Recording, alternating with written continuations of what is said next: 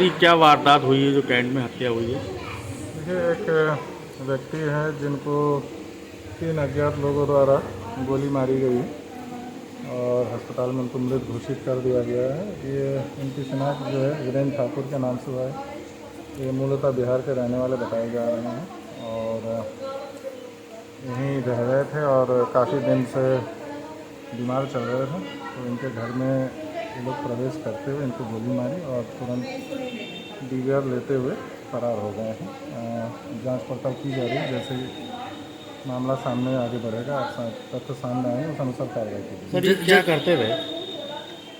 बताया जाता है कि ये रेलवे में ठेकेदारी के काम करते थे और टोल में ठेकेदारी के काम करते थे। अभी देखिए, अभी बहुत प्रिलिमिनरी हम लोग पूछताछ कर पाए हैं। पहली बीवी से कोई विवाद तो नहीं हुआ था? इसके संबंध में स्पष्ट रूप से बता पाना संभव नहीं है। वर्तमान में वो यहाँ मौजूद नहीं है। क्या ये जो आए थे क्या उनको ग्रीन कैप में जैसे बताया जा रहा है कि आर्मी के? अलग अलग लोग अलग अलग बता रहे हैं, तो जांच पड़ताल हो रही है। बता रहे कि हरा रंग का टोपी लगाए हुए थे, हरे रंग के, तो इतना ही पता चला है।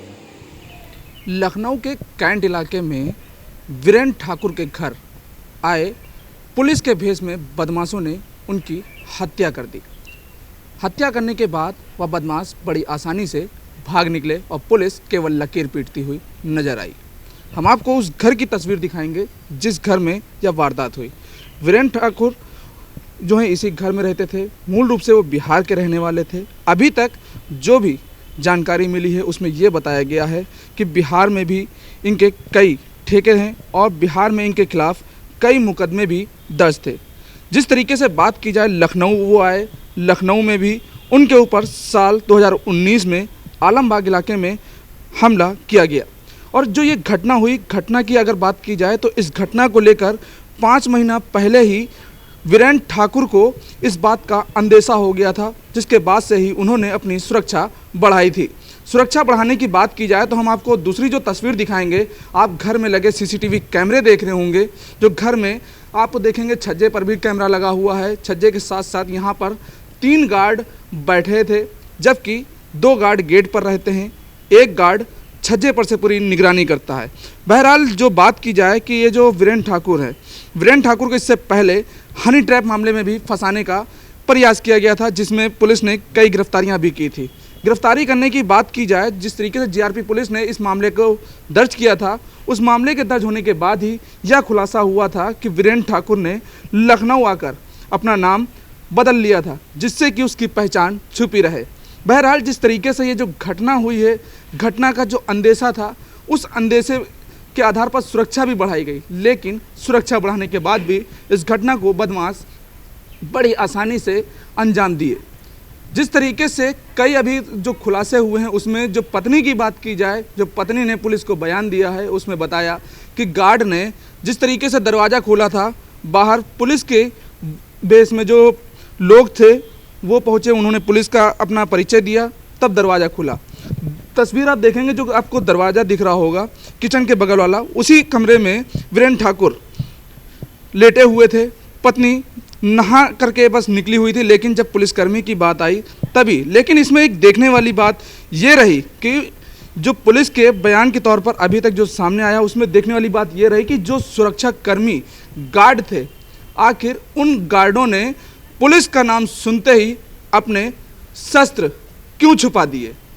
क्योंकि वो जो सुरक्षा में थे, असलहा था उनके पास, वही उनकी सुरक्षा की बड़ी जिम्मेदारी थी कि कोई भी संदिग्ध या बदमाश आता है तो उसका सामना कर सके। लेकिन पुलिस का नाम सुनने के बाद उन असलहों को छुपाना, उसके बाद जैसे ही उनके निकल जाना, फिर असलहे उठा लेना। बहरहाल जिस तरीके से असलहे छुपाए गए, उसके बाद जो है उन लोगों को असलहे की नोक पर लेकर बंधक बनाकर बंद कर दिया गया। बहरहाल जब बदमाश इस घटना को अंजाम देकर निकल गए, तब उन लोगों के शोर शराबा सुनकर किसी तरह जो उसमें निवास कर रहे हैं किराए पर, वो पहुँचे। उन्होंने मदद करते हुए दरवाज़ा खोला और उनको बाहर निकाला। पुलिस मौके पर पहुंची, घटनास्थल का जायजा लिया। इसके साथ ही यहाँ पर पुलिस कमिश्नर डी.के. ठाकुर भी पहुंचे। उन्होंने भी पूरे मामले की जांच की। जांच करने के साथ ही आसपास के लगे सीसीटीवी कैमरे भी पुलिस खंगाल रही है। लेकिन जिस तरीके से बात की जाए घटना की, तो पुलिस इस घटना का कब तक खुलासा कर पाती है, या जो बदमाश हैं इन घटनाओं को लेकर पीछे क्या कुछ विवाद है, उस पर भी पुलिस तफ्तीश कर रही है।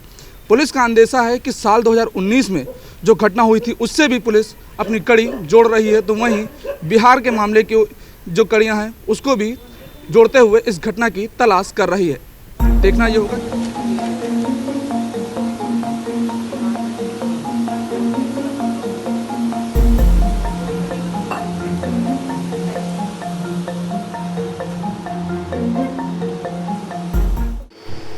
ये वीरेंद्र ठाकुर हैं, 42 वर्ष के, और मूल रूप से पश्चिमी चंपारण बिहार के रहने वाले थे। और यहाँ इस मकान में जितना अभी तक ज्ञात हुआ है करीब पिछले 12-13 सालों से रह रहे थे। उम्र 42 साल थी। आज करीब 12:30 बजे बताया जा रहा है कि 3 अज्ञात बदमाश आए थे, नकाब पोस्ट से नकाब रखे हुए थे। और यहाँ इनका रूम खुलवाई, जो बगल रूम है, इस रूम में रहते थे। रूम खुलवा कर इस रूम में इनकी पत्नी, दूसरी पत्नी और 3 बच्चे थे। दूसरी पत्नी और 3 बच्चे को बगल रूम में बंद कर दिया उन्होंने, और फिर इनको 2 गोली मार के चले गए। इंटरेस्टिंग बात यह है कि इन्होंने अपनी प्राइवेट सुरक्षा की 3 गार्ड यहाँ रखे हुए थे। तीनों गार्ड भी जब वो लोग बदमाश आए थे यही मौके पर थे, लेकिन उन्हीं गार्ड ने घर का मेन दरवाजा खोला था। उसके बाद से गार्ड भी गायब थे, तो गार्डों की भूमिका भी संदिग्ध लग रही है, उसको हम लोग देख रहे हैं। इसके अलावा इधर ज्ञात हुआ है कि 2019 में इन पर रेलवे स्टेशन में हमला हुआ था। जो हमला हुआ था तब से ये विकलांग चल रहे थे और अपने बेड से उठ नहीं पाते थे और बेड घर में ही रहते थे। उस मुकदमे में डिटेल हम लोग निकलवा रहे हैं, उसकी जानकारी कर रहे हैं। तो इन रेलवे के ठेकेदार थे, सबसे पहले तो रेलवे ठेकेदारी काम करते थे, अब भी रेलवे ठेकेदारी काम करते थे, कहीं जा नहीं पा रहे थे, लेकिन फ़ोन के माध्यम से ही ठेकेदारी काम करते थे। इनकी पहली पत्नी थी, पहली पत्नी से 3 बच्चे पहली पत्नी से ही हैं। वो पहली पत्नी इनके साथ 2021 तक रही थी, 13 साल रही। बाद में कुछ विवाद हुआ, पहली पत्नी चली गई, फिर दूसरी शादी चली, दूसरी पत्नी के साथ ही रहती थी। हो सकता है पारिवारिक विवाद एंगल भी हो, तो जो पारिवारिक विवाद एंगल हो या ठेकेदारी विवाद एंगल हो, इसको लेकर के हम लोग हमारी तहकीकात जारी है। इनकी ये जब इनको गोली लगी थी तो इनकी बॉडी वहाँ सिविल हॉस्पिटल ले जाया गया, सिविल हॉस्पिटल में इनकी दूसरी पत्नी बच्चे हुई हैं, उनसे हम लोग पूछताछ कर रहे हैं, पूरी पूछताछ नहीं कर पाए हैं और उम्मीद करते हैं कि जल्दी सारी चीज़ों को देखते हुए हम लोग पहचान लगाना है। सर सीसीटीवी यहाँ पे लगे हुए हैं, देखो भी है, उससे कोई मदद मिल पा रही है या? देखो अभी पूरा डिटेल नहीं निकलवा पाए। इनके घर में सीसीटीवी था तो उसका DVR निकाल के ले गया, तो अगर और जो सीसीटीवी है इस रास्ते में आने वाले उन सीसीटीवी को हम लोग खंगाल रहे हैं। Thank you sir.